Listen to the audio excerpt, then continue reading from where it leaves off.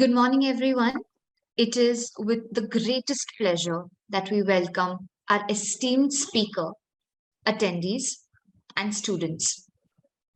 Before we begin today, I would like to request all students to switch on their video camera and keep their mic on mute. Faculty members and coordinators are requested to please ensure that the student cameras are on. During the session, we will also be running polls. All students are requested to participate in the same. At the end of the session, we will be having a Q&A where our speaker will be happy to address student questions pertaining to today's topic. In today's session, we will learn about emotional intelligence in a digital world. I'm sure you all must be wondering as to why is emotional intelligence an important quotient in your life and how will it help you ace your career? Some of you will also be starting your internship soon. Emotional intelligence at the workplace is also one of the valuable skills that will help you sail through this new experience. To help us understand better, we have with us Dr. Shamoly Khera, who is a TEDx speaker and the award-winning author of Bedazzle, The Art and Science of Eternal Confidence. As a neuro-linguistic programming coach trained with Dr. Richard Bandler, founder of NLP Science, she has worked with many corporate executives.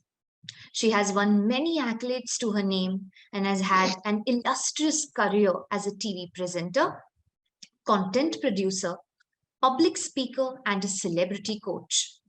Her professional education in medicine and a celebrated career working with celebrities and corporate executives has armed her with numerous anecdotes, stories, and observations that are now part of her personality. She has also been recognized by Times of India for the award Times Most Influential Personalities of 2021.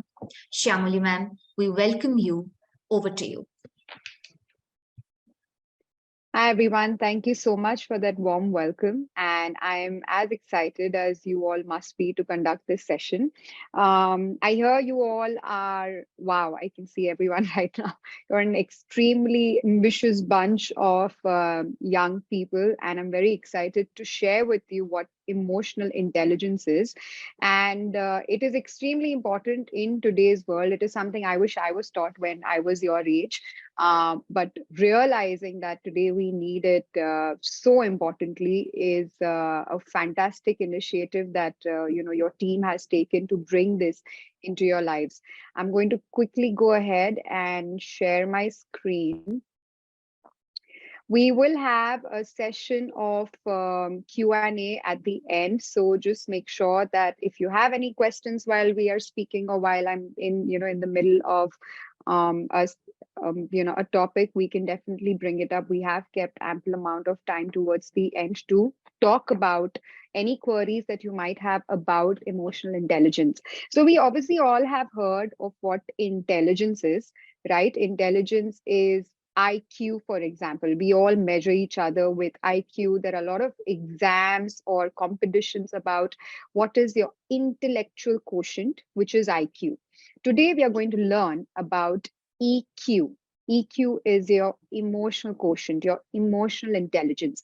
And there have been studies where it has been proven that today people with higher EQ have better chances of succeeding in the real world, which is why it's so important for all of us to have this skill today. So what are we going to cover today? We're going to talk and learn about what is emotional intelligence. Why is emotional intelligence important in today's world?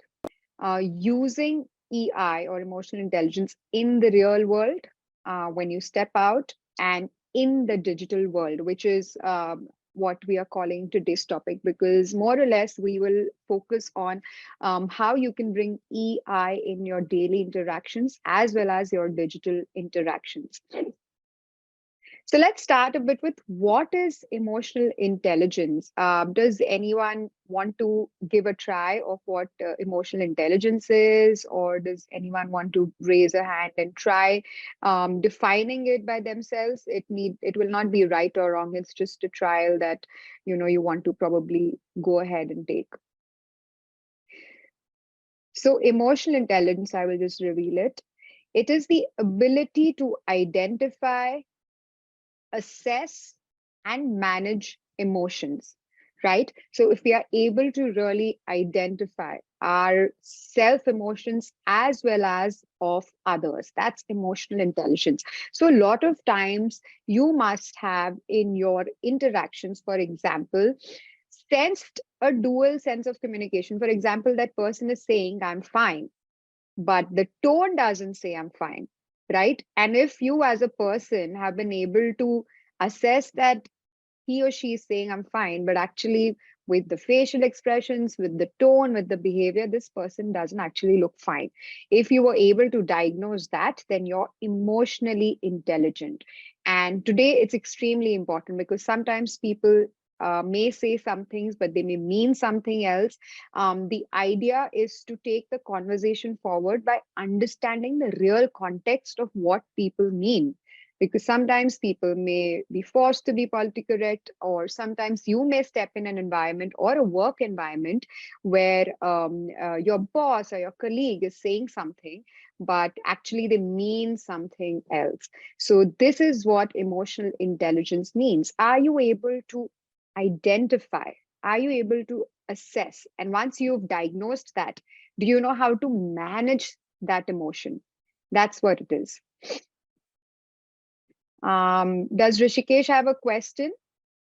I see him raising his hand. No. Okay. Good morning. So why is EI important? EI, or emotional intelligence, leads to better communication. So once you understand that you are emotionally intelligent, or once you understand and start diagnosing it in other people's tones, it makes you a better communicator.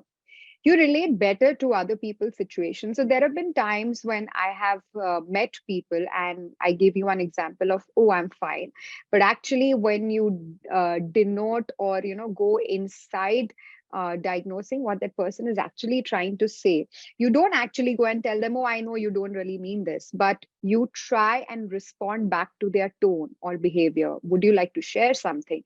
Or is it something that you'd like me to know? Or is it something that you're hesitant to share?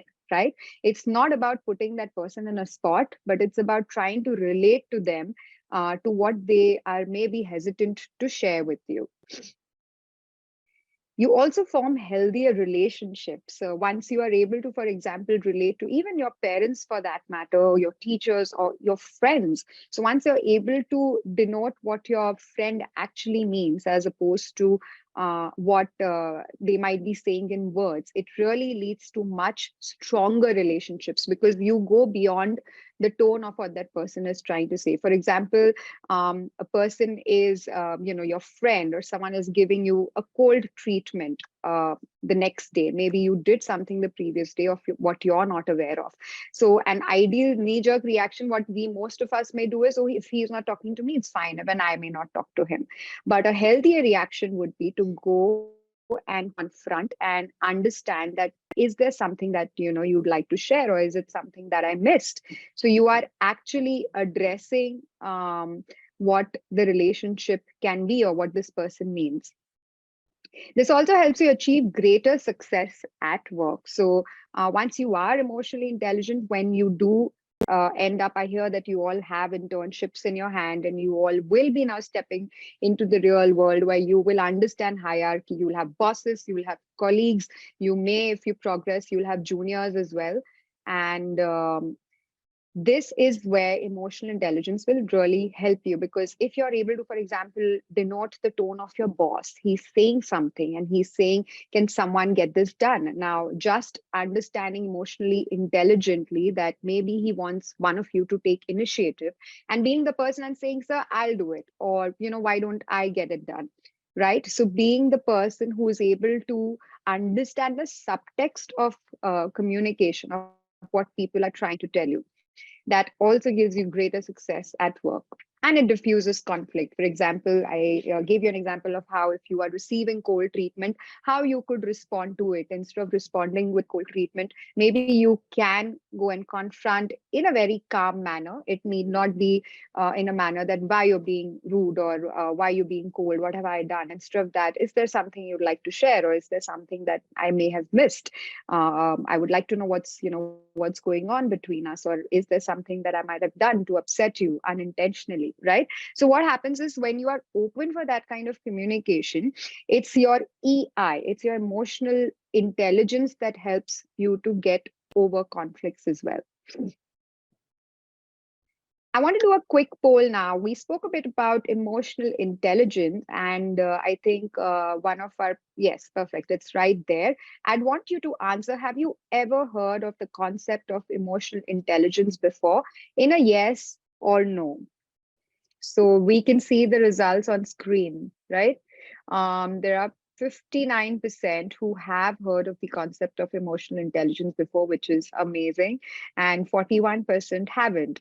So I'm very happy that we brought this up today. A lot of you will be learning something new, and you will also be learning how to boost this EI in your life now that you know what emotional intelligence stands for.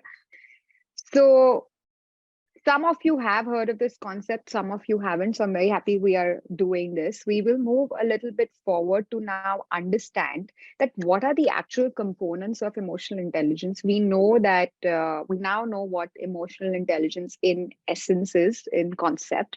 But let's go a little bit ahead and understand its application. And let's ask ourselves a couple of questions about if we have been using this and what are the main components of EI.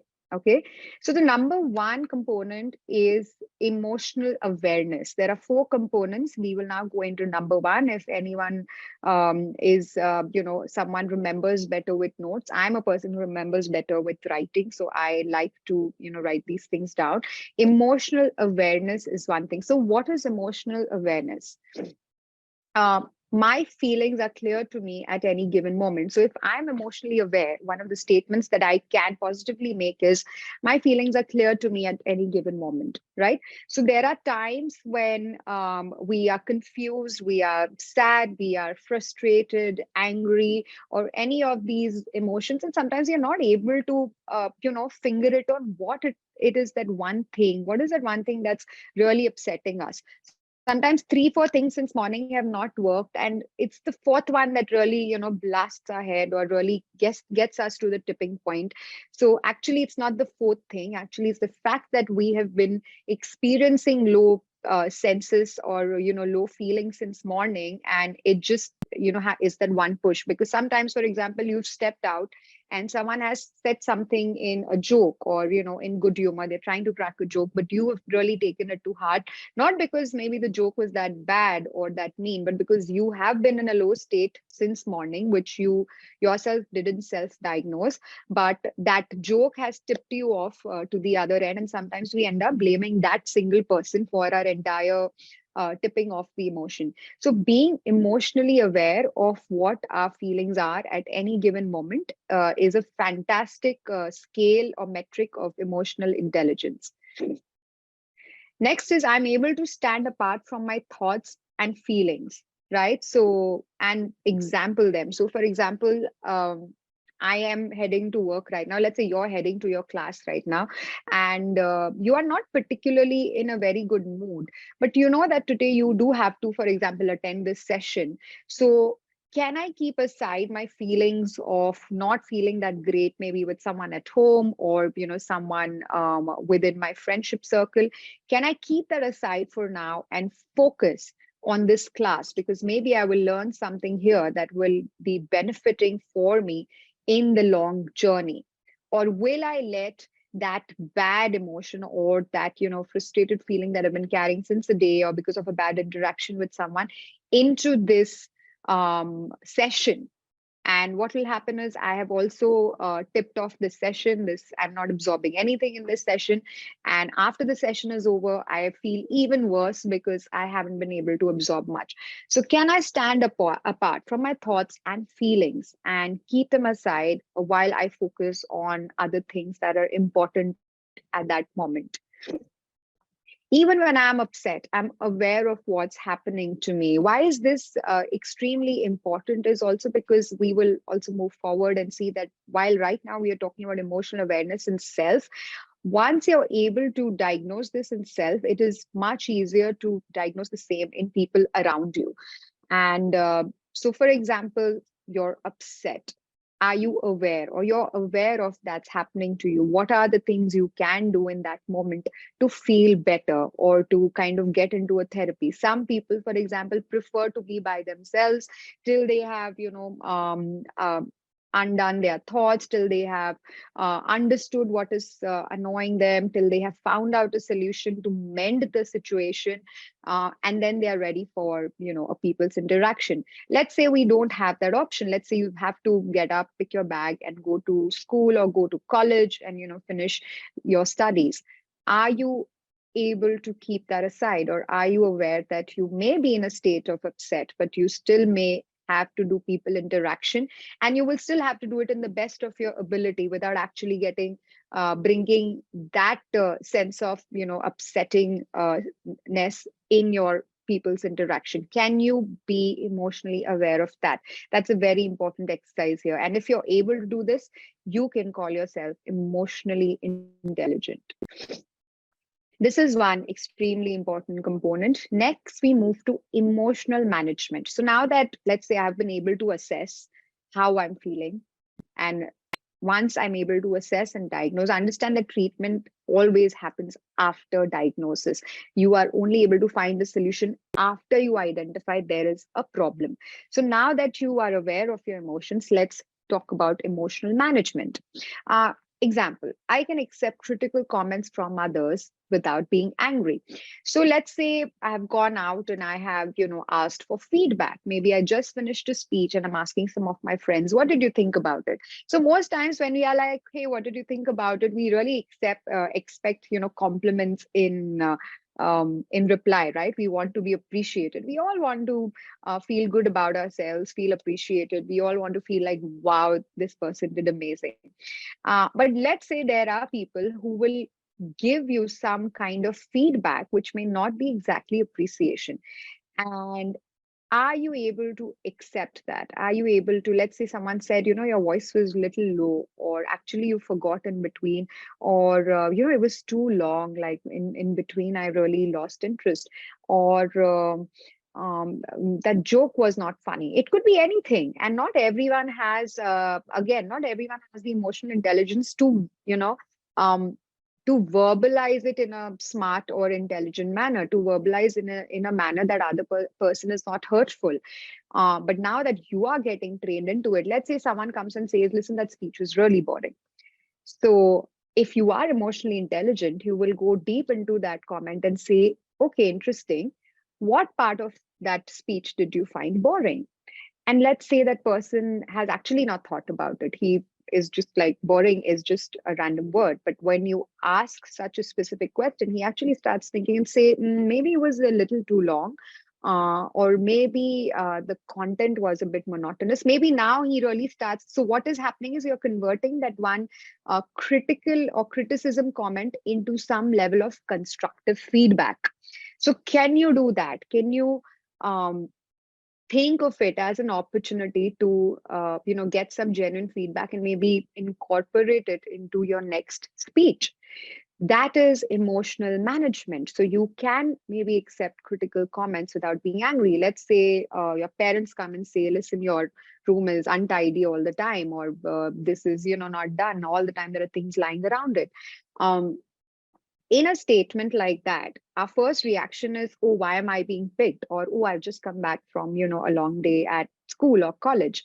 Go back to, maybe she expects me to be a different person. Maybe she expects me to be a smart person in control of his life, who will keep the room in, a more disciplined manner. Maybe she expects me to be a disciplined person, and my room is a representation of who I am. Now, when you start talking to yourself like that, your reaction to those statement changes, and maybe you can be like, okay mom, actually I am not able to find time because I come back really tired in the morning, I have to rush, and I literally just keep things around. I know I should be a little bit more organized. Can you suggest a time in the day when I can do this? So what's happening is, let's say you genuinely are not able to find time, or you're generally like, I really don't have the time. So instead of being like, I really don't have the time, she is a person who's lived longer than you, who has more life experience than you have. Maybe she can probably guide you into, interesting, now he's asking me a real question, or now he's asking for my advice on when I should be actually be doing this. Mom, I really am not able to find time. When do you suggest I do this? Should I do this before leaving, or can I do this in the night, after dinner or in the evening? I'm really not able to squeeze in that time. And then maybe your mom steps in and genuinely understands that you are packed with your studies and your schedule. And then maybe she says or offers that, okay, let me do this part, or let me just, set your bed every night, and the rest of the stuff you can do. Or why don't we split duties? Right. So what's happening is, instead of blowing up at statements that seem like criticism, being able to manage it is a fantastic level of emotional intelligence. So we are learning right now emotional management. Let's go ahead. I control urges to overindulge in things that could damage my well-being. Now, we all know currently what is that one thing that possibly we all could be overindulging in. It is a lot of usage of maybe the internet, social media, or binge watching, and for some it's gaming. Raise your hands if any of this is something that you all have been doing at some point or the other. I have. Okay, I see a few. Okay, great, superb. So it's true. I mean, that's just the world we live in. There is, nothing to be ashamed of. But the smart thing here to do is, we are aware of it, right? We are emotionally aware of maybe how much time we are spending on it. And then maybe we realize that, are we overindulging? What is the right time limit to do this? Am I eating up time in the other parts of my schedule that could actually contribute to something better? Maybe I could spend that time learning a new skill, but instead of that, I'm spending an hour watching something on some platform, on Netflix, or maybe I'm spending too much time looking at reels on social media. And trust me, this happens. I find myself in that hole every few weeks. Like, I will suddenly find, and then this is the time when I snap back and say, no, I've been spending a lot of time. But being emotionally aware of your actions is extremely important, because if we just indulge, sometimes it's also a form of escapism. Sometimes you want to escape the stress of schools, escape stress of college studies, people asking you to do things all the time. And what we do is, we go into a hole, or we are just WhatsApping, or checking reels of on social media, people we don't even know. And how much of that is actually helping us besides entertaining us, and how much of that is actually contributing to our well-being? So of course, none of us are saying completely just like leave it aside and let's meditate. No one is saying that. But can we self actualize, or can we just be self-aware of how much time we are spending on it? There was this study that was released a few months back about how people's watch time has increased. So watch time is basically the amount of time that a person spends watching something on TV, on screen, on phone. It could be on any of the platforms. And the watch time, say 10-15 years back, was about an hour and a half a day. And now it's increased to 4 hours a day on an average. Of course, it could be different for most people, but this is the average in that study. And then they tried to analyze that where is this person getting extra 4 hours from, because the day still has 24 hours. Even 10 years back it had 24 hours. So how is this person managing 4 hours of screen time or watch time in a day? And they realized after analysis that it was a bit from the sleep. So we were cutting down some time of our sleep. We were cutting down some time of our socialization. We were cutting down some time from, let's say, our evening walks or what should have been a workout time. And we are cutting down some time from, self well-being actions like reading or working out or any of these things that people did years back to kind of just upskill themselves or kind of become smarter. We are taking out time from all these actions. So some of us may sleep late, some of us may maybe not meet friends for a day or two because we want to watch something, and so it's actually not contributing too much. So just a self question on, can I, of course, indulge, but can I control the urge to overindulge in things that could be damaging my well-being? And let's say if damaging is an extreme word, it's not contributing much to my well-being. It's, yes, very entertaining. It's entertaining to watch all of this, but I sit back and wonder, how has it really contributed to anything that I've learned so far? Anything that I have learned that I'm sharing today is purely because I spent that much time on understanding or strengthening that expertise. Moving on to, I maintain my composure even during stressful times. Another rule of emotional management. Let's say it's a very stressful situation.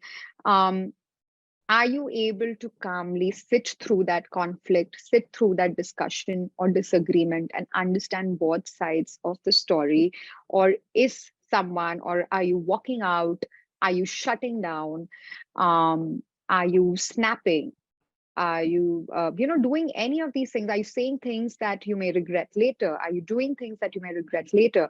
All these things, what happens is the minute we are angry or the minute we are emotionally stressful, our filter to actually understand our own actions really goes down. So we may not be aware of, how we are reacting. Let's say, there is a new intern, the intern has gone to work, and the fifth day or the 10th day, someone has said, listen, you didn't do this work properly, and I was expecting you to do it better. And maybe he was not very smart in wording his words. Maybe the boss didn't actually say it politely. So what is the one reaction that you might do? Will you walk out? Will you say, I can't work here anymore? Will you cry? Will you lock yourself separately and be like, okay, I don't want to do this? Or will you understand that maybe this person doesn't have the delicate being of how to maybe give criticism? Or maybe can you stand there and listen to him and ask him, what is it that I can do better? Or what is it that you would expect of me? Or if I have to do the same thing tomorrow, how do you expect me to do it? If it was really your fault, will you go ahead and apologize? And will you say that I'm going to make sure that you don't get a chance to, see something like this again? So how do you handle your response? Understand a very important thing: reacting and responding are two different things. And if you want to be emotionally intelligent and take out one thing that you're taking from today's session, is that react less and respond more, which means that reaction is generally tuck, like it's come to our mind, we'll just say it. And sometimes we are very mean to people around us, to our parents, to colleagues, to friends. And when we go back, we are like, oh God, that was a very mean thing to say. And sometimes you say it and the other person wants to be meaner than you, then they say something mean, and before you realize, things have really gone down a rabbit hole, and you can't come back from those words. So instead of reacting in a knee-jerk reaction, can you take a minute? Isn't it just like impulse? Absolutely, it is an impulse. And being able to control that impulse of being really like, I want to express all my emotions right now. Can I just calm down and be like, I am extremely hurt about what you just said. But what I want to say in my defense is this, right? So let's say the other person's being extremely mean. And of course, your one reaction is you also want to be mean. But can I be like, I'm sorry, but you're hurting me right now with these words. And what I would want to say is that because this happened, I did this. And because this happened, I did this. So you are taking the opportunity to defend yourself, but you're also telling at that time that I'm sorry, I am being hurt by this interaction or the words that you're using right now. So saying this calmly is a different effect altogether. Then you're truly responding. That person also calms down and will reflect because both of you are not being impulsive. Sometimes if both are impulsive, it just leads into interactions that you may not want to go back and be friends, because now both of you have seen a bad side to each other. So let's try and not elevate it to that level. Can one of you maintain that calm? And since you are the one who's taking the emotional intelligence class, can you maintain that calm and Yes. that stress level? Yes. So do you think that self-reflection would be a good option? Absolutely. Self-reflection is a great option. What we are currently talking about is interaction. So yes, self-reflection, let's say you're not ready for the discussion at that time. There are times when I am in that, I know an argument is about to start, but maybe I'm not mentally ready for it. And I can be like, listen, let's come back to this topic, or let's reconnect on this in a while. I'm not ready for this. You can also do that. So let's say I really want to go self-reflect on what actually happened and what is my take on this and why has this person reacted like that. So yes, self-reflection is a part of self-awareness. That's your emotional awareness that we are talking about. So this, if you're able to respond instead of react, is you have succeeded in emotional management. Moving forward, social emotional awareness or socio-emotional awareness. Now Ma'am, that just a second. Just a yes. second before that. Students, we would really request you to keep your cameras on. Pranav, Nikhilananda, Krish, Vritika, Aryan, Ramcharan, Kinal, Vishwa, please keep your cameras on, everyone. It's a very interactive session. Ma'am is here to, help us learn more about emotional intelligence. Let's please be very interactive with her. Thank you. Yeah, I accept or I encourage all questions like someone just asked me right now. So it's absolutely okay to stop me. And if you have, like an immediate, maybe you can contribute to some, situation that you went through recently and where you think you interacted emotionally intelligently, or where you wish you would have known about this. I encourage even those kind of scenarios if you'd like to share. Okay. I usually know when to speak and when to be silent. So if as someone who's going to enter the adult world and all of that, if you learn this, I think half of the battles in your life are won. Knowing when to speak and when to be silent. There is a time for everything. There is a right time for saying what you actually want to say. Everything doesn't need to be said at the same time. So sometimes, let's say the other person is going through an emotional outburst, or the other person is sharing things um, that you didn't know about, that the person was actually misinterpreting your actions or any of that, but that person is sharing with you. So can I just, instead of being immediately defensive, can I let that person just share while I am silent? And after that person is done or out of their emotional meltdown, can I then share what I want to speak? I'm able to be supportive when giving bad news to others. So this is another example of being, social emotional awareness. Let's say that you were supposed to do a project which you didn't do, and you know that you are in the wrong, but instead of being defensive and being like, oh, I didn't know about this, or you didn't tell me about this, or last time you didn't do it for me, that's why I'm not doing it. It can be, it can be many of those things, but it can also be, I genuinely forgot to do this. How can I make it better, or how can I help you now to do this project right now? I am genuinely apologetic for it. How can I make it better? So when you come in with that attitude of wanting to make things better, let's say you're really late for an important school project, so first acknowledging that what you did in your eyes is also not right, but it's just something that happened. Maybe you generally didn't hear the alarm, you got late, you missed the bus, your car broke down. It could be any of those things, but accepting it firsthand diffuses the conflict around you as well, and people see and appreciate that you are genuinely sorry for it, and they will also come in or step in to help you in that situation. So when you are also giving any level of news that may not be good, how supportive are you as well to that person? I care what happens to other people. So this is again a very basic example of your social emotional awareness. Your actions, your words have a direct impact on people around you. Being aware of that is extremely important. So that comes under social emotional awareness. Also understand that your inaction also affects people. So sometimes you're like, I didn't do anything to upset that person, but maybe you have a friendship or a level of relationship with that person where that person is expecting something from you, and your inaction or your indecisiveness has upset that person. This could also be with our parents, with our teachers, where they expect us, for example, we've been performing well, they expect us to perform a certain way, and because of our inaction to, let's say, not respond or to not perform the way we are expected, can lead or is understandably can upset them. So what happens to people around you is a level of emotional awareness that we all should develop. Coming to the fourth component of EI, we've been discussing the four components of emotional intelligence. We've come to the fourth one, that's relationship management. I am able to show affection. So this is a basic level of, it can also be care, it can be affection, it can be that you care about this relationship that you have. Let's say it could be with anyone around you, with people that you're trying to maintain relationships. Sometimes we assume people know it. Sometimes we assume our parents know that, we love them because obviously we are their kids. What's there to say? But everyone needs to vocalize what they feel. Just like sometimes we think that if we are quietly sitting in a corner, people around us should interpret that we are upset. Right? There will be times when we've been just sitting, when we have decided not to speak to this other person, so that he thinks or she thinks that we are upset. Instead of wasting a day or two on this kind of interaction, can we just tell that person, I'm upset with, what you did or what you said?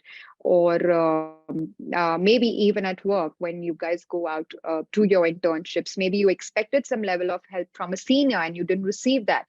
Can you go and vocalize that I was actually, hoping to get some help from you, and I wish you can, help me in completing this because you have far more experience than I do. So just like you should be able to vocalize when you're not feeling good about certain interactions or certain things, you should also be able to vocalize when you are. So when you're grateful, for example, for the way your parents are with you, or for the way your teachers have been taking extra care to, teach you things, for the way your friends around your support system has been, that just kind of elevates and strengthens the bond even further. So for days when you are really low, they will come and be like, what happened? Is everything okay? Because on the days when things were good, you took the effort of actually expressing it to them. So it all comes back. I find it easy to share my deep feelings with others. So this is one of those examples. Let's say you performed in a subject in a way that you're not happy about.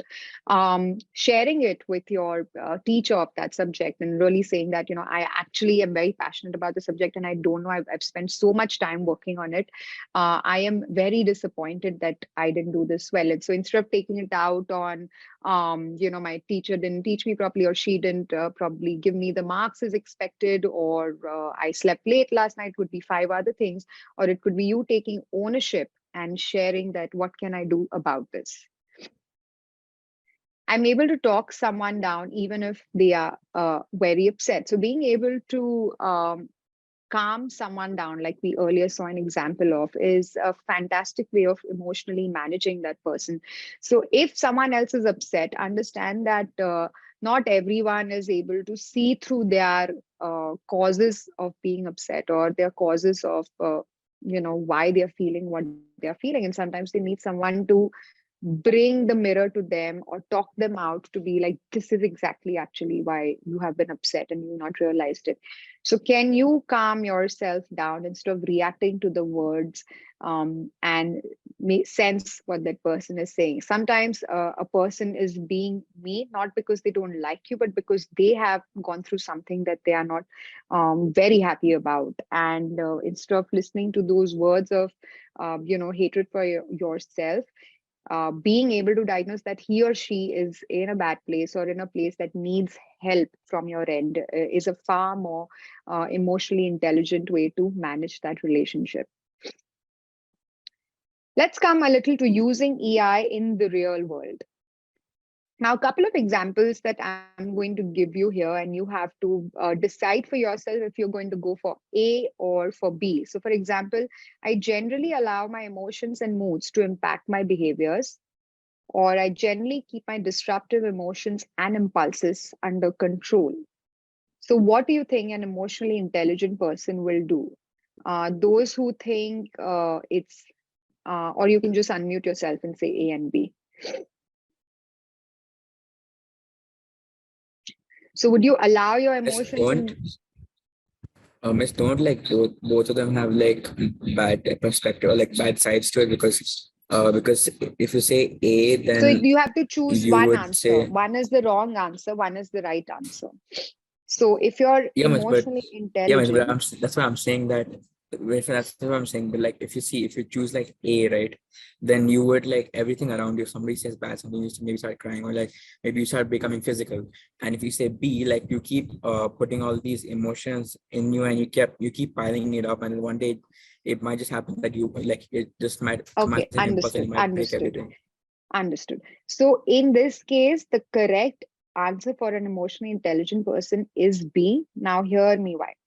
When you allow your emotions and moods to impact your behaviors, that means every day you're a different person and you are a slave to how you feel that day, which is not the right way to go across the day. Because let's say in general, you're a happy person, you're a positive person, you're an ambitious person.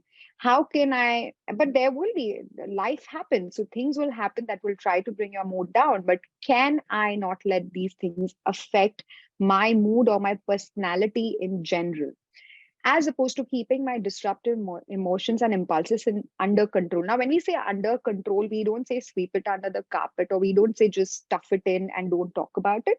We mean talking about it or addressing it in a much healthier manner at the right time instead of bottling it up. So, for example, something has happened with a friend that you would say is a disruptive emotion and you're not happy about it.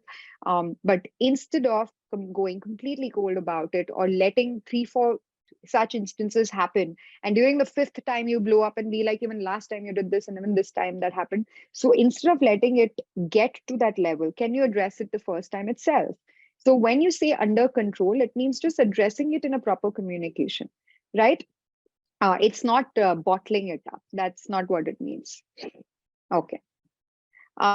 During changing situations, I always work hard to try and keep up with the demands, or I smoothly handle multiple demands and shifting priorities. So understand that we will always have changing situations.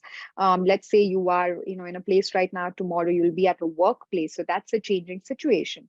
So are you keeping up with the demands? Are you being able to smoothly handle multiple demands and shift priorities? Maybe now this internship is much more priority, and maybe coming back and studying is second priority. So understanding what that situation needs at that time, instead of succumbing to pressure or being like, oh my God, there's so much to do. So can I allow myself not to be overwhelmed?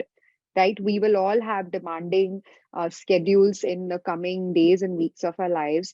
How do I control those emotions in a way that doesn't affect me? That's the question here. When obstacles and setbacks occur in pursuing my goals, I always readjust the goals and expectations, or I persist in seeking the goals despite of what has happened. So in this, none of this is right or wrong. It is just a way of how you do it. For some people, they are okay to readjust their goals and expectations because they realize the limitations, they realize what can work, what cannot work, and that's absolutely okay. For some people, they will still persist in seeking the same goal because, let's say, that's all that they are good at, or that's their A skill set, and they don't see themselves doing anything else for that matter as a career. So these two, none of this is right or wrong. Any of it can be your approach to managing EI in the real world. It's just an example. Okay. Now we head to using EI in the real world. This is an example of, let's say, someone who's maybe working at a boutique or a shop. I always give customers what they ask for, or I understand customers' needs and match their products and services. So this is where maybe a salesman would have, someone who's maybe doing the option B would be a better salesperson. Let's say I walk into a shop and I say, I want this yellow dress. And the person's like, of course, sure, take it. And he gives it to me and I buy it and go off. But let's say there is a salesperson who's very well aware of what color may look good on a certain skin tone, what fit may look better on a better body type, and he actually runs me through and maybe convinces me that, ma'am, maybe blue is a better color for you, and maybe this is the fit that you should go for. So personally, I would love a salesman who is number B, who understands the needs and matches it. This is showing emotional intelligence to the customers. I always communicate in a way that everyone understands what I'm saying, or that seeks mutual understanding and full information sharing. Again, these two are approaches. It can be anything. I communicate in a way that everyone understands what I'm saying, so you're making sure they understand, and that seeks mutual understanding and full information sharing. So for example, what I am doing right now is number B with all of you, because I am seeking mutual understanding. So we are encouraging two-way speaking, so that if there are times where you feel you're stuck or you're not able to understand, you have the freedom to speak up, so that we are mutually understanding each other. Okay, let's quickly do this poll. Do you think you have been subconsciously practicing emotional intelligence in your interactions? The poll is up now.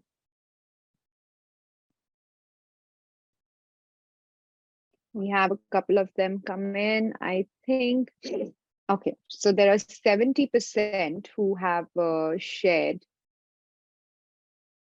that they have been using subconsciously, which is amazing. And 30% who feel they may not have been sharing. Here are the results.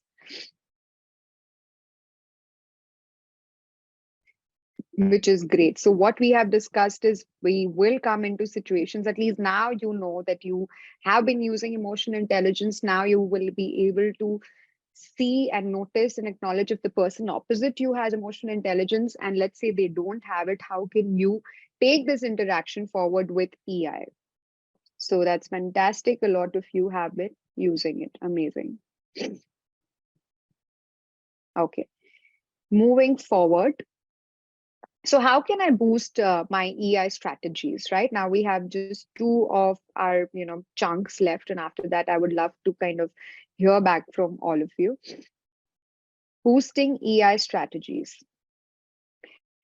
Take note of your reactions and emotions. Let's say it is very overwhelming. I often encourage a lot of students your age to keep a diary with them. Now a diary is something that we as adults definitely keep for scheduling, for keeping tasks to do, for finishing up pending tasks this week, next week. I would suggest a diary for you, of course, for managing your schedule, but also managing your reactions and emotions. Now what happens is writing is like therapy. It is kind of a good self-reflection. Someone mentioned self-reflection. Some people are able to sit in a corner, sit in their room and really reflect on, what happened this morning, or why did I react like that, or why did she react like that.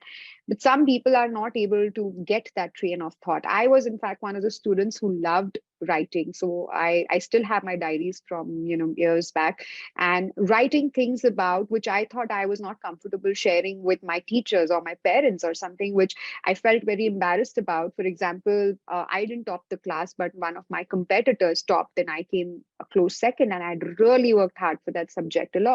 Now that really affected me. And somewhere I was in conflict, because I also wanted to be happy for this other person and I wanted to take it positively and be like, no problem, next time I'm going to work hard. But I was just feeling a lot of envy. I was feeling a lot of disappointment, unhappiness, and I was not able to express it because I was also embarrassed that I felt all these emotions. Like, why am I not being happy that I'm second at least out of, a class of 60? Why am I focusing so much on first? So, but you cannot judge your emotions when it's happening. So what is the best thing to do is you write it down. When you write it down, you write it without judging yourself. And that kind of just, suspends the emotion when you see it written, and then you're like, it's silly. What am I even doing? Or then you realize what is the right thing to do. Maybe I have to, work a little bit harder or change my approach to, doing this subject better. Or maybe I talk to my teacher tomorrow, and since it's affecting me so much, I want to be number one next time. How do I do that? So you are able to find solutions for it. Either you, make amends for the situation, either you become friends with the situation and say, it's fine, I'm second, at least I'm not fifth. Or you say, I still want to be first next time, and let's see how I can get towards that. So writing it down, taking it down, being able to name that emotion is extremely amazing. It's a fantastic exercise.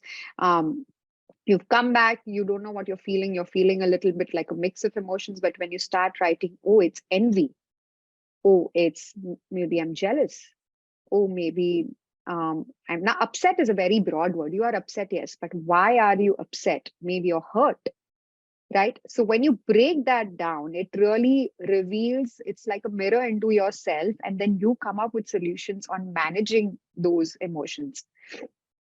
Don't judge it, name it. Again, do not judge what you've been feeling. Give that emotion a name and understand of how you can, work around it to get you into a better state. Practice active listening. So active listening is, for example, what some of you have been doing right now when I'm speaking. The people who have responded back were actively listening. So they were listening and immediately responding, but ma'am, what about this and what about that? So when you're doing active listening, you're not just waiting for your turn to talk back and say something in return, but you're actually acknowledging what this person has been feeling or what this person is talking about. That's emotional intelligence. And many times you will find that when someone is upset with you, you may not need to say anything. Sometimes they just need to feel acknowledged. They just need to feel validated about their emotions or feel validated that they were hurt. Sometimes just saying, I understand that you were hurt, and I understand that this must have not made you happy.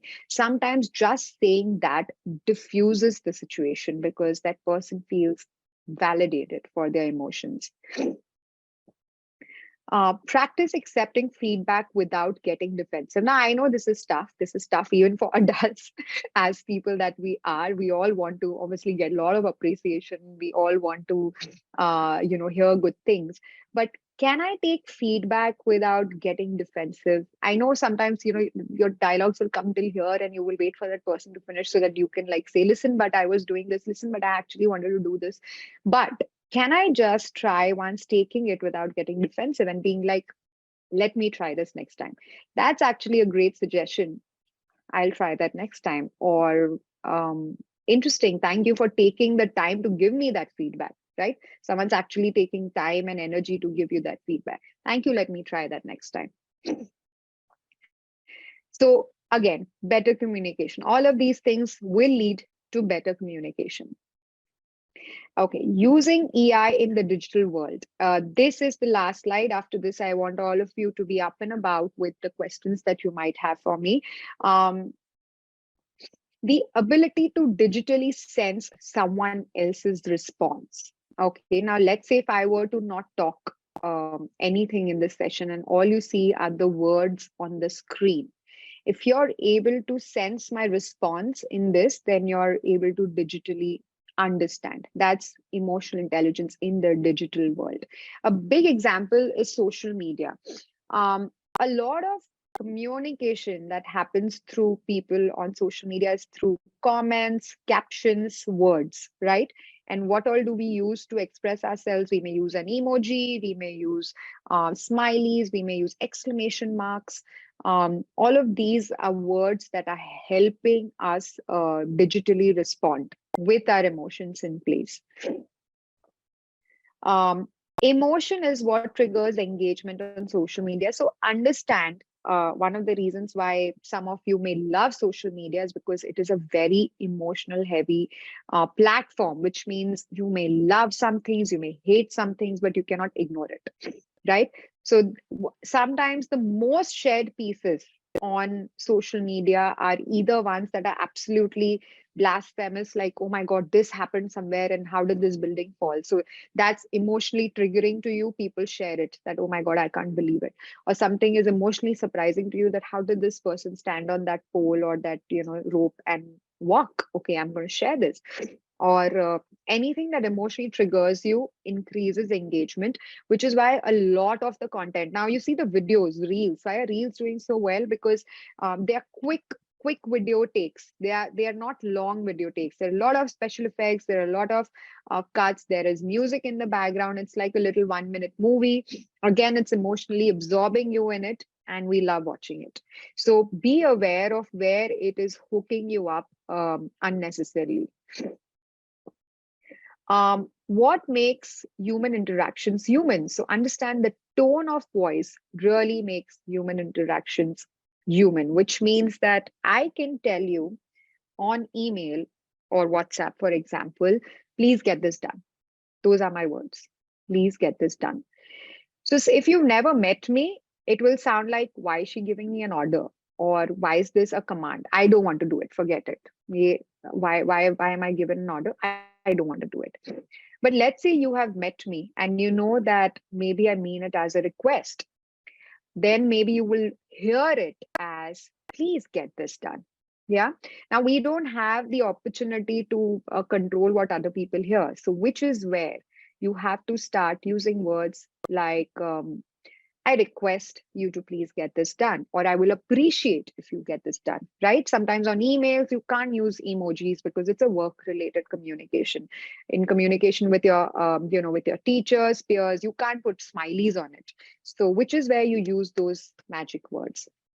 Body language is also something that is completely hidden on digital communication, on your email, on WhatsApp. No one knows, if I'm smiling while writing it. There are a lot of times, by the way, when people write LOL and they have a straight face.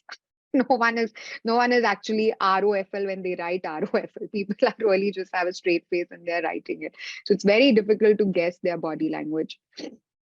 Facial expressions are not there on digital world. These are negated: tone of voice, body language, and facial expressions. None of this is there on the digital world and written world, which is where we have to learn a better way of interacting. So developing digital empathy, for example, saying things like, I understand, is a great way of showing digital empathy. On email, I just gave you an example of how you can put in a word. On WhatsApp, a lot of interactions that are negative happen on WhatsApp or DM because someone said something and you take it in a different way.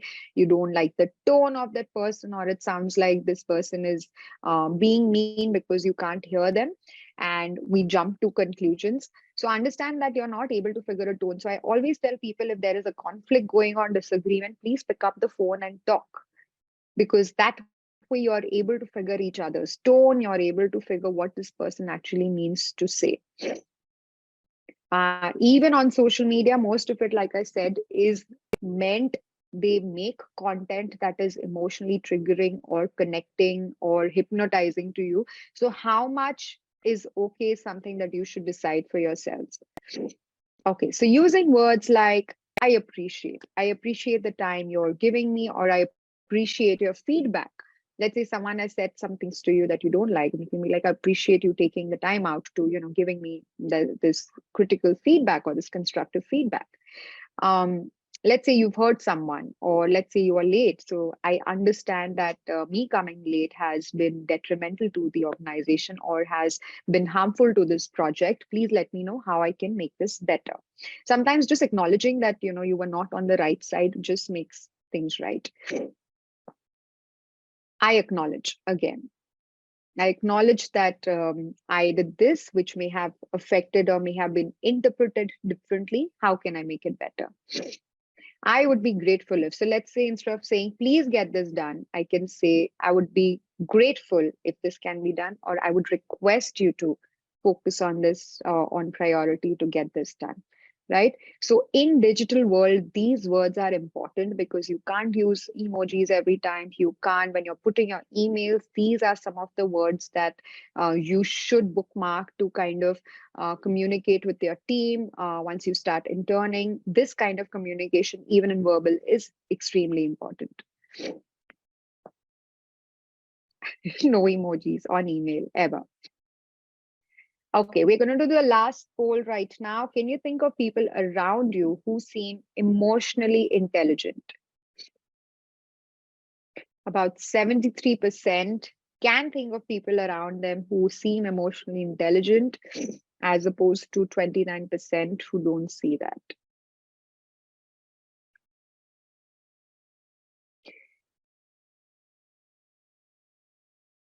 So that's the result there. 71%, which is a good amount, which means you are lucky you're surrounded by emotionally intelligent people. That's amazing. So I think that's the end of this. I would be happy to open this up to, have everyone share their questions. And I'm going to stop sharing the screen so I can see all of you. Students, you can now ask your questions to Shamoly ma'am one after the other. You can raise your hand and ask the questions, or address the questions to everyone in the chat box, and ma'am will be happy to announce and address all your doubts and questions. Yes, and if there is also any situation that has happened, or which you are not sure how to go through, or which you're confused about how you should have reacted or how you actually reacted, we'd love to hear that as well.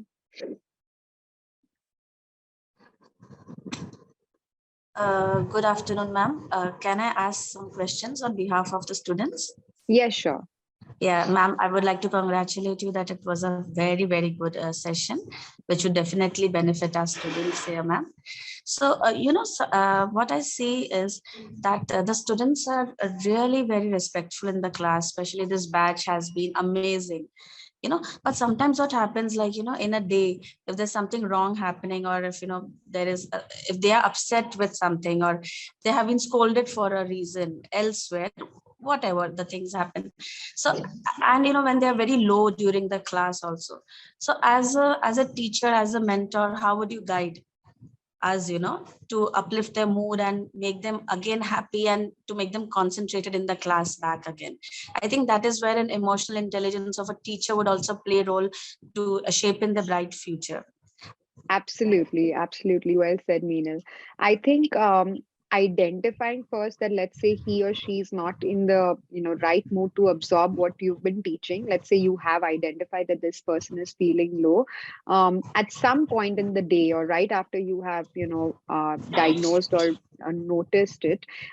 Can you, after that session, maybe take him aside for a one-to-one? Because again, these are things that students, or even adults for that matter, will not open up with 3-4 other people. So maybe having a one-to-one and being like, has something happened to affect your mood in this way? And let's say something has happened, the person shares that he or she got scolded, or something happened in the previous lecture that has affected him. Acknowledging that, number one, because what happens is, let's say if you say, oh, that teacher is right to scold you because you did this, right? So you have now just reinforced his mood, and now now they will shut down. So instead of that, acknowledging that I understand you might be feeling bad, for example, again, validating the emotions already takes half of it away. So you saying that you're right to feel like that is one part of it. And then saying that, can we keep it aside for now till you can work on it, so that you can focus on this class? Because what if you might you're 5 steps behind than all the other kids, because they're already into this concept right now, and tomorrow I may not get the time to explain this to you again. So can we pin this? So one of the things that we often say is, can we pin this to the wall and come back to it? Or can we just keep this out? So most of the times, the other analogy that we use is, put it in a box and keep the box aside for now. We will visit that box later in the night, or later by yourself when you're out of the school. So you can address it, maybe write about it in the night. Us being able to compartmentalize our emotions, even as students, is extremely important. So if you're able to help them compartmentalize it, ki ab ke liye side mein rakh ke, let's focus on the class, and validating what they're feeling. I think these two steps can really help for them to move forward in the present time. Thank you so much, ma'am. This was on behalf of my students, actually, which would really lead this class into a very healthy class. And one more thing, when it comes to emotional intelligence, the generation now, the students now, they are very capable of many things, much more than what we were in our generation. When it comes to technology, understanding technology and using it very well in their classes also. Somewhere, in the majority, I feel there is a lot of sadness around. When we as kids, when we were young, we were like very cheerful and happy. Of course, we also had issues there. We used to be scolded by our parents and all. But what I want my children, my students, to be happy. Of course, grades matter, academics of course matter, and that is our duty as teachers to uplift their grade, teach them well. But that happiness quotient, sometimes we see missing. So as an, Yeah, that emotional intelligence, I feel that happiness quotient, if it is kept at the number one place, that students come in the class, be happy, and then let us take the class. Next step is to start studying. At least first 2 minutes, correct. just relax yourself, leave everything outside, and just be happy in the class. Be comfortable to ask anything, any doubts regarding the studies. Be comfortable to share your emotions with it, as a student, to the teacher, and then let's begin. I think those 2 minutes of emotional intelligence to communicate and connect with the students will really help them in the long run to achieve in all the fields of life. Be it sports, be it academics, be it their internships or their work after they leave the school as well. So I think that happiness quotient is like what we would Missing. try to work on. Yeah, I think number one is when you start the class to again be like, leaving out all the thoughts out and being here completely to just absorb the new knowledge that you're going to get. Second, I feel is that this is a generational thing also, because I mean, social media is unfair in so many levels because it shows these unreal lives of people that, people feel is like the real life, but actually all of that is really made believe. I that really adds a lot of comparison happens in kids, students this age, because they see other people having a certain kind of life their age, and every day they are, and trust me, all that is filtered. All that, most people online only show the good parts of their life. They don't show the struggles. They don't share the things that they've gone through in previously that were not great or positive. So social media that way is literally just a brand building exercise that you all should look at as for other people. It's not real life. And a lot of people go into this ditch of comparing themselves, and that's where a lot of disappointment comes from. I mean, this is a generation that's just about to start their life. So comparing it with anyone is absolutely unfair for them. So right now, focusing on what am I good at? What can I make my career in, or what is my strength where I can contribute is really the number one thing that everyone here should be spending their time on. Yes, ma'am. Thank you so much. I really appreciate your answer. Thank Yeah. you. Ma'am, Is there we any have, students? yes, Yeah. we have students who shared in the chat box with me.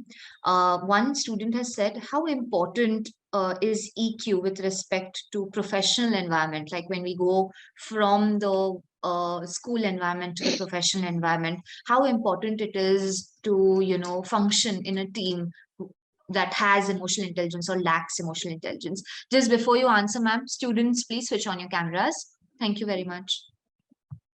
Yes, please switch on. I'd love to see everyone, and we'll take a nice selfie at the end. Yes, please. So Everybody, please everyone switch get on your ready. cameras. Yes. Okay, so I think in terms of work and professional environment, we have addressed it in one of the slides, where being in a team, interacting with your boss or interacting with your team members, EQ is absolutely important. In fact, like I said, if there is you and there is someone else of equal talent at a workplace, between both of you, the one who has higher EQ has more chances of going forward or progressing than the other person. So being that person with the emotional intelligence, working with the team. Now, many times in team, for example, people want credit. People want to be like, why I have to do all the work, or people do not want to take initiative. Now, all of these things may sometimes you will be like, why I have to do everything, or everything always comes on me because I take initiative. There will be all these random emotions that will come up, but understanding that these things also will make you an eminent part of the team, an important part. If let's say you're taking initiative, you're contributing to work more than others are, and you're helping someone who, let's say, is less talented than you are. These are all signs of a team leader, of someone who can work in a team positively. Can you collaborate? Can you, with your EQ, understand whose strength is what? Maybe your strength is making a presentation. Maybe someone else's strength is actually presenting it, and maybe someone else's strength is research. So can you be that person to dive into your EQ and be that coordinator or that collaborator, instead of being like, I will do everything or I want to do everything? So being able to sense these things within a team environment requires high EQ, requires high level of communication. When I say communication, it doesn't mean you have to be chit-chatty and extroverted and all of that. I have classically been a very introverted person for a major part of my life. But the good part about being an introvert is you are also more intuitive. So you sense these things more easily with people around you, of whose strength is what. You speak only when it's of absolute importance. So these are so yes, in a work professional environment, it's very important admitting when you feel you've done something wrong, acknowledging what could have been done better. Again, these are ways to rise up in a work environment. We thank you so much, ma'am, for answering the question. We have LPRO International School, Pune. We have many students from LPRO who have joined in from a single device, but they would also like to ask you a few questions. Sir, you can go ahead and ask ma'am the question that the students have posed. From grade 11, IBCP, she's asking a question. We can't hear you, sir. You're not audible. Hello. Is it audible? Hello. Now, yes, Better sir. Yes. now, yes. Better. Yeah, Drishti from IBCP 11th grade is asking a question. Can you repeat that question? Huh. You told us about so many aspects of how you can be emotionally intelligent. So do you think it's important for every person to be emotionally intelligent? Or fine? Sorry, so you asked, is it important to be emotionally intelligent, or? Is it okay? Or is it okay not to be emotionally intelligent? And if everybody is emotionally intelligent, then there wouldn't be any conflicts, and there is a balance in the world of all these emotions where there are fights and people get along with it. So do you think it's important for everyone to be emotionally intelligent? So this is a very, let's say, very idealistic question from the point of view that what if everyone is emotionally intelligent, then there will be no conflict, or is it important for everyone to be emotionally intelligent? I hope that's the question, right?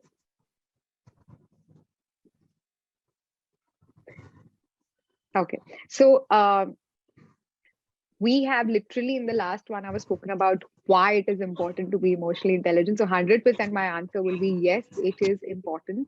I wouldn't say that conflict goes away. Me, in spite of being aware of how important it is to be emotionally intelligent, there are still situations where I feel I can react differently or where I respond differently. The idea is that it helps you calibrate, or it helps you react in a different way. And in my practice, not everyone is emotionally intelligent. Not everyone understands the concept of speaking at the right time or being silent at the right time. What happens with this is, I'm not saying do not have conflict. It's not possible. You will 100% meet people or interact with people who have different views, different opinions, disagreements. It could be your friends, colleagues, teachers, parents. 100% there will be conflicts. What EI does is it helps you manage that conflict better like civilized humans. So instead of getting into a verbal spat or a physical spat, you will be able to talk through it. You will be able to express that I'm sorry, what has happened has been hurtful. And in like, if this situation were to happen again, this is what I wished would have happened, or this is what I wished you would have done.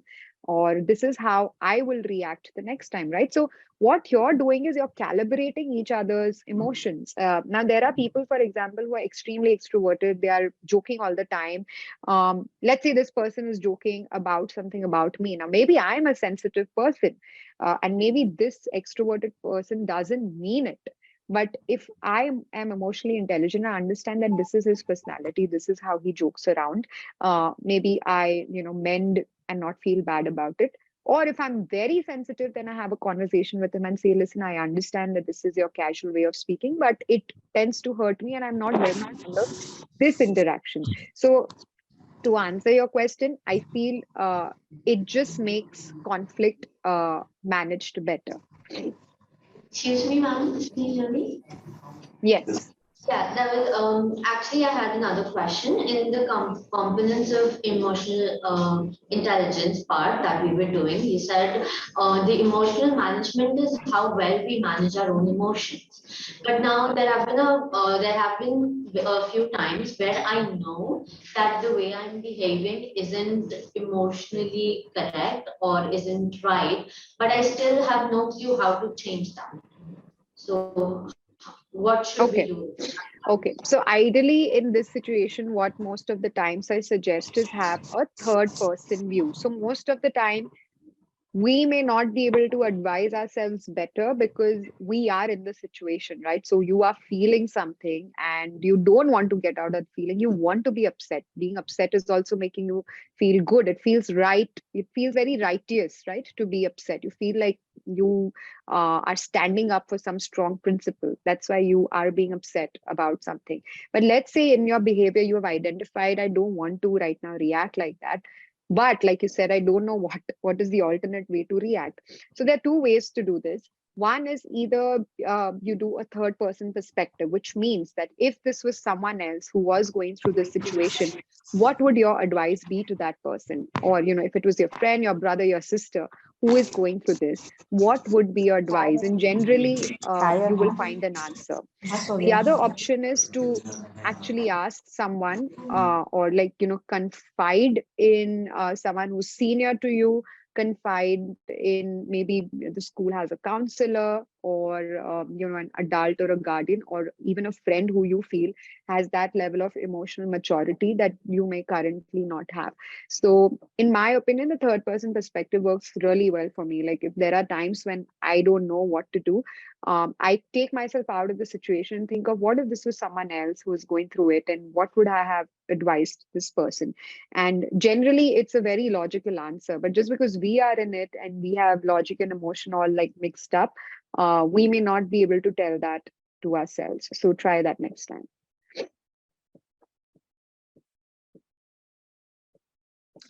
Thank you very much for your question, ma'am. Anybody else would like to ask ma'am any questions? Yes, ma'am, we just got one in the chat box. The student is asking, is emotional intelligence something that someone is born with, or is it acquired over a period of time? So is it something that one is capable of, or something that one can learn? So EI in essence is acquired.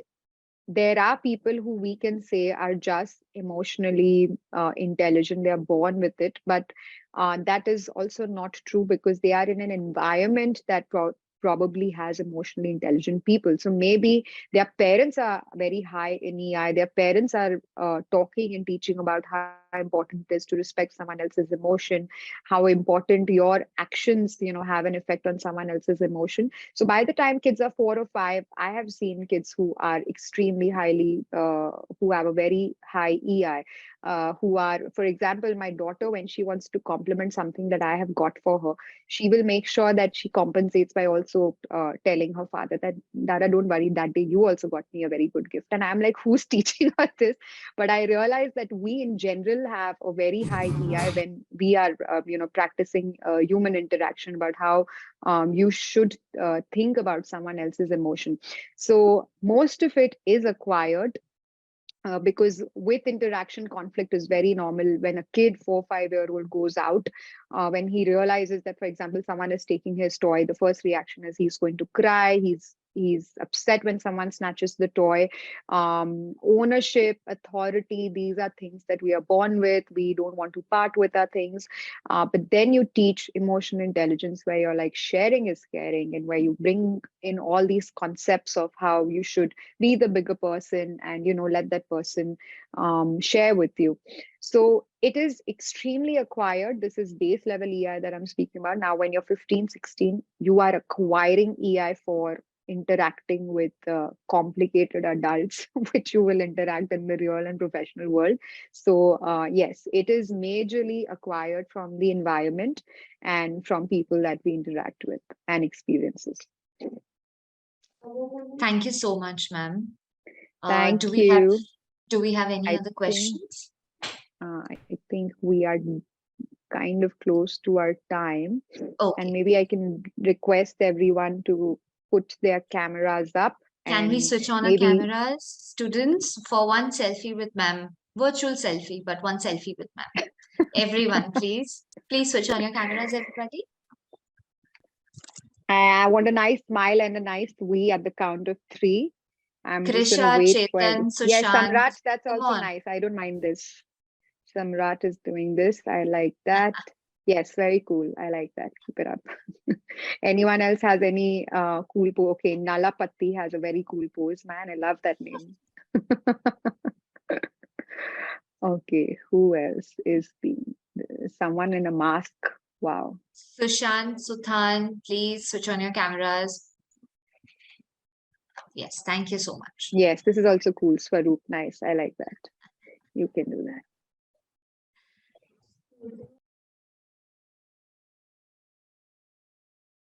Okay, everyone's setting up their hair. So I see Suthan, Sushant, Dev, Aryan, Zaitun, and Sneha. Fine. Okay, a lot of stretching and waking up I see in the little windows.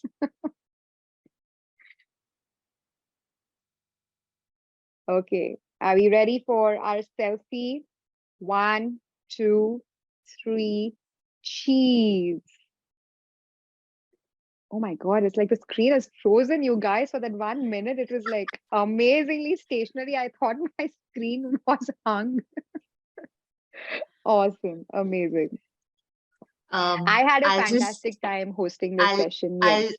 I'll just finish with a thank you note. Thank you, students, for the wonderful questions, and we hope at WACP that you've enjoyed the session. I would like to take this opportunity to express my heartfelt gratitude to Dr. Shamoly for your time and knowledge and the expertise that you've had and that you're sharing with all the participants here today. This session has surely been very beneficial to all of us for emotional intelligence. And we've all learned a lot about it today. And if we knew about it, we've acquired a lot of new knowledge on it also today. Thank you to all students, coordinators, and faculty members for joining us today. Have a great day ahead. Shamoly ma'am, thank you very much once again. Thank you, everyone. Thank you. Thank you. For a wonderful audience. Yes. Thank you. Thank you. Thank you. guys. Bye, students. Thank you so much. Thank Bye, you, ma'am. guys.